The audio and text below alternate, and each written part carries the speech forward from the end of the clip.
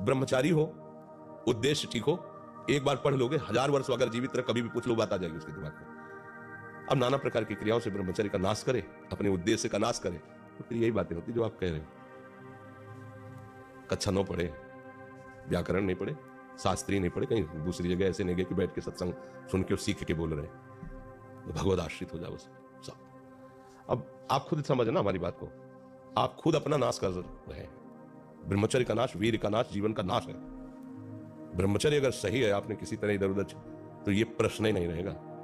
जिधर दृष्टि डालोगे उधर जय होती चली जाएगी। आजकल के बच्चे नौजवान इसको मनोरंजन समझते हैं और उनको सलाह भी ऐसी मिलती है कि हम जैसे बोल रहे हैं ब्रह्मचर्य के लिए, डॉक्टर और आपको जो इधर सांसारिक प्रोत्साहन देने वाले वो आपको सलाह देंगे। हमें तो अंग्रेजी को शब्द नहीं याद है, फ्रस्ट्रेशन। हाँ, और यही जो स्टेशन कह रहे हैं गाड़ी स्टेशन से अलग कर दो तो बोले तुम बहुत शांत हो जाओगे और फिर अपने काम में। देखो कैसा उपदेश दिया जा रहा है कि वो, तो ये जो कमियां है ना, ये कोई भूत नहीं है जैसे लोग कहते हैं ना, पता नहीं कौन, ऐसा कुछ नहीं, गंदी आदतें हैं, इन पर संयम लाओ। आप समझ रहे, स्वीकार करते हो हमारी बात, किसमें आपको संशय है? हाँ, तो आप देखो, हम आज ही सत्संग में बोल रहे थे, हमारे रक्त का स्वभाव है ऐसे, जैसे कट जाए ना तो उसका स्वभाव थोड़ी देर में गाढ़ा होने की कोशिश करेगा। यदि कहीं फ्लो वाली नस कट गई तब तो आपको वहां डॉक्टरी की जरूरत है। अगर ऐसे कहीं त्वचा में ऐसे, उसका स्वभाव गाढ़ा हो जाना, वो थोड़ी ही देर में वो अपने आप को बांध लेगा, क्योंकि रक्त का एक स्वभाव होता है। अगर वो बाहर किसी तरह भी आया तो ठंडा होकर गाढ़ा हो जाएगा, वो रोक लेगा।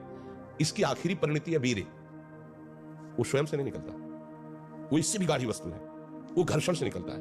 अगर आप उसको गर्म न करें चिंतन के द्वारा, क्रिया के द्वारा, तो नहीं निकलेगा। और जब हम उसको, तो फिर वो जीवन को नष्ट, प्राय इस पर बच्चे ध्यान ही नहीं देते कि ये कोई मार्ग भी है। और परिणाम क्या होता है कि वो संसार में, जिसे डिप्रेशन कहते हैं, मानसिक रोग से ग्रसित हो जाते हैं, क्योंकि इसका परिणाम यही है। या तो आपको, और वो विनाश का खेल खेलते हैं जो हमारी सारी सांसारिक और पारमार्थिक दोनों उन्नति का नाश कर देता है। अब उस प्रश्न का क्या होता है, और उसके लिए क्या सलाह?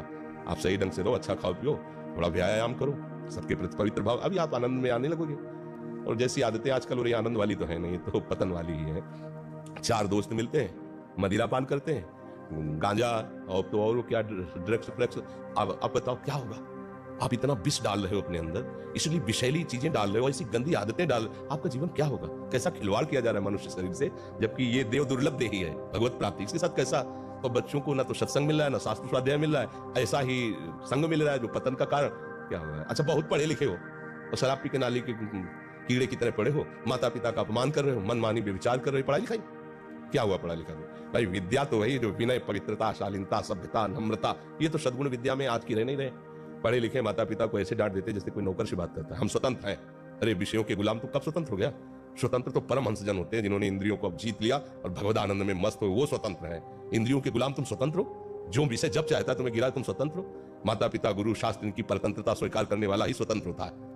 ये मनमानी आचरण जो आजकल समाज में विस्तृत हो रहे हैं ना, ये पतन, अशांति और पाप का कारण बनते हैं, जो बहुत हानिकारक है। तो बच्चा सावधानी से रहो, जो बचा है उसको संभाल लो। जीवन जब से ज्ञान हो जाए तब से अपने को संभाल ले। भाई पूर्व में गलती हो गई, आगे सुधार लेते हैं। जितना आवश्यक है भोजन, उतने आवश्यक है व्यायाम। ये जैसे नवयुवक जन है ना, व्यायाम करना चाहिए। शरीर स्वस्थ है, बुद्धि प्रसन्न है, जिसमें अब तो क्या व्यायाम होता है, सुबह तक सोए, चाय पिए, गंदे आचरण किए हैं तो शरीर में दम है नहीं। व्यायाम क्या करें? व्यायाम जरूर करो, अगर ना करते हो तो शुरू करो 5 मिनट से। 5 मिनट, हमारी बात मानो, 4 बजे उठ करके शौच स्नान करके यदि 20 मिनट व्यायाम करोगे रोज, तो आप देखोगे वरदान की तरह काम करेगा।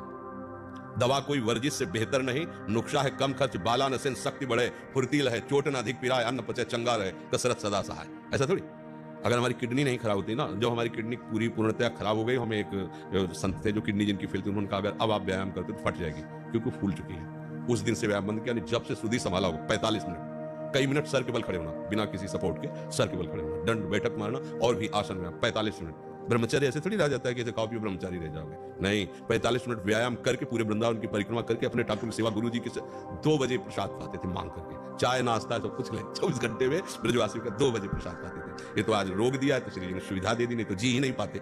व्यायाम करना चाहिए, नाम जप करना। देखो आप, देखो अपना जीवन देखना, 1 साल में आप बदल जाओगे। 1 साल में चेहरा बदल जाएगा, जीवन बदल जाएगा। नाम जप करो, आध्यात्मिक शक्ति बढ़ाओ, व्यायाम करो, शुद्ध भोजन करो, शारीरिक शक्ति बढ़ाओ, अभी आप बलवान बन जाओगे। बलवान कौन है? दूसरा गाली दे रहा, आप सह गए उसे बलवान कहते, उसके थप्पड़ मार दिया उसे बलवान नहीं कहते। आप में क्षमा है तो आप बलवान हैं, काम को आप जीत रहे हैं, आप बलवान हैं। लोभ को आप जीत रहे हैं, आप बलवान हैं। दूसरा कोई बीमार पड़ा है, आप उसको सेवा कर रहे हैं, कोई चाह नहीं, ये आप बलवान हैं। निर्बल आदमी नहीं कर सकता। आज हम सब निर्बल होते जाते हैं, क्या? अपने सुख के लिए बस। हमारा शरीर सुखी रहे, दूसरे को छुरी से काट दो, कोई मतलब की बात नहीं। ये सब निर्बल लोग हैं जिनको विकार परास्त करते हैं आप।